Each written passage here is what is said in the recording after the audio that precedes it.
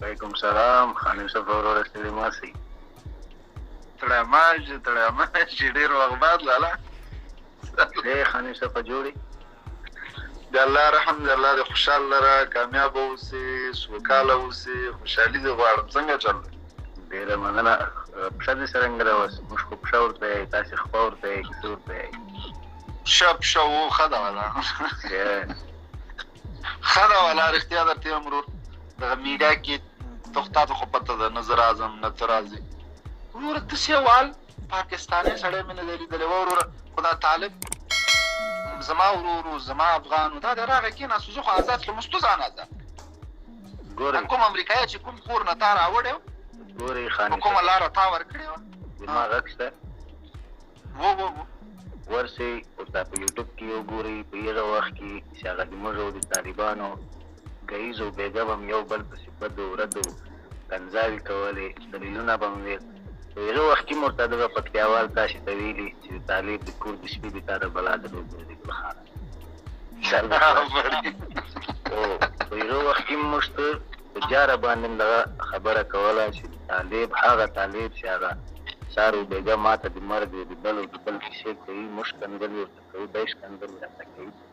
پاکستاني ګلخانه په تا باندې د هغه طالب د کور د شپې بلا وګرځي. دا خو موږ 3 کاله مخکې لا ویلي. بله خبره یو خو زه دلته توره شپه ده اخري چت باندې ناست یم په زوره خبرې هم نسم کولی 1 بجه ده د شپې دلته. اوله خبره چې د افغانانو مقصد دغه و د افغانانو چې هر چا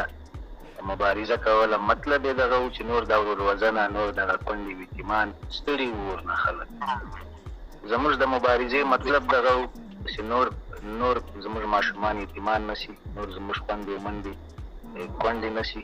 نو موږ خپل مطلب ته ورسېدلو. نوش جان دي چې هر چا هر څومره ځوانانو دلته قرباني ورکړي د هغو د الله شهادت قبول کړي. او بیا هم زه وطن په دې وطن کې یم او که دغه طالبان ما شپېته ځای حلال کړي بیا هم ګلخانه زه یم چې د دې طالب د کور د شپې دي تا ته بلا در وګرځي. 3 کاله تر اوسه پورې ستا دروازه چا ټکولې ده؟ نه د هېچا دروازه یې نه ده ټکولې. ما ته نن په خپله ښه ازاده ګرځېد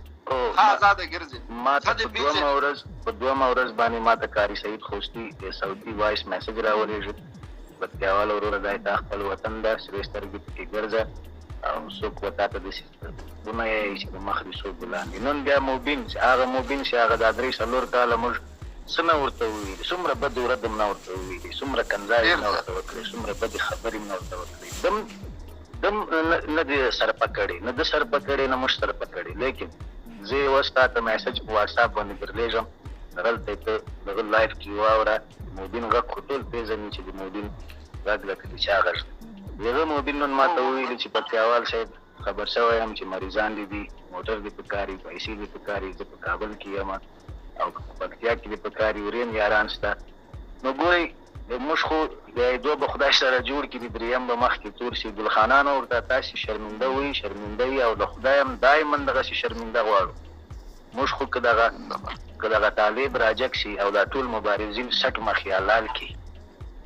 هېڅ کله ګلخانه نه موږ مخکې د تا په ملاتړ کومه خبره کړې. خان یوسف علي تا به په زړه یوه ورځ دا د شپې شی ورته هغه یو طالب پسې د ګلخانانو په لایف کې چې یاد دې 2 کاله مخکې بالکل شپې 3 بجې چې د هغې پاره لایف راغلو هغه شابه چې یو طالب ته یو ګلخان وویل چې د خان یوسف او د پکتیاوال څه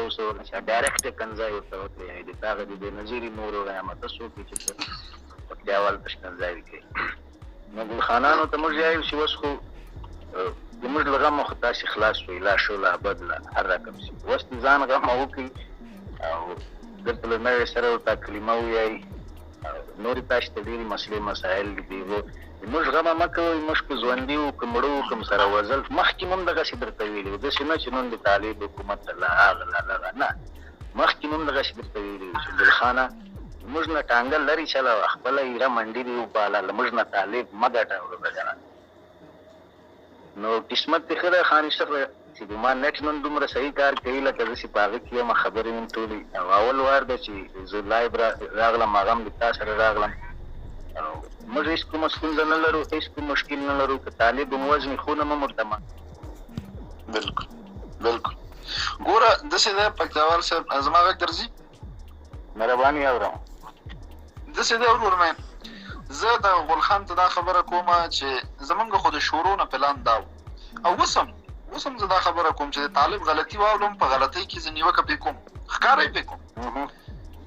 ښکاره ورته یم چې ورور دغلته غلطي کړې دا غلطي مه کوه صحیح شو